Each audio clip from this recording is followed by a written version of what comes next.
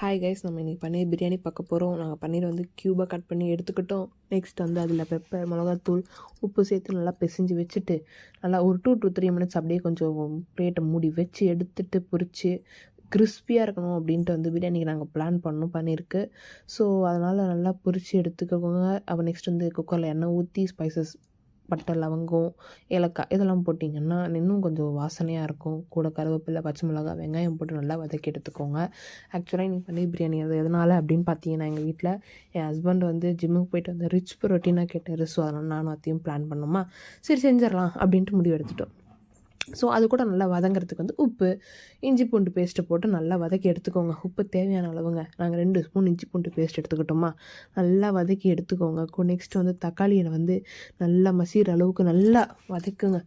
நல்லா பெரட்டி விட்டுட்டு நல்லா உப்பு உப்பு எல்லாம் உறைஞ்சிட்ருக்கோம். அதில் போயிட்டு இப்போ நம்ம நெக்ஸ்ட்டு வந்து என்ன போட போகிறோம் அப்படின்னா பட்டர் சேர்க்க போகிறோங்க. நாங்கள் வந்து அமுல் பட்டர் ஆட் பண்ணியிருக்கோம். ஓகேங்களா, உங்களுக்கு தேவைன்னா போட்டுக்கலாம், தேவையில்லைன்னா சரி விட்டுடலாம். ப்ரோட்டீன் பிரியாணி அதனால் செய்கிறதுனால சரி நாங்கள் ப்ரோட்டீனாக யூஸ் பண்ணலாம் அப்படின்ட்டு பட்டர் யூஸ் பண்ணோம்.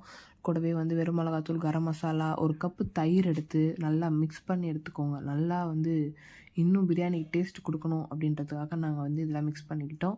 மிக்ஸ் பண்ணி கொஞ்சம் வந்து கொத்தமல்லி ஆட் பண்ணிக்கிட்டோம். பிரியாணி முடிச்சுட்டு வந்து நீங்கள் மேலே டெக்கரேஷன்ஸ்க்கும் ஆட் பண்ணிக்கலாம். இப்பயும் ஆட் பண்ணி நல்லா வதக்கிடுங்க. நல்லா கொத்தமல்லி அதில் வந்து இருக்கிறதே தெரியாது நமக்கு. இன்னும் டேஸ்ட்டு வந்து அதில் வந்து இறங்கிடும், கொத்தமல்லி டேஸ்ட்டும் நமக்கு.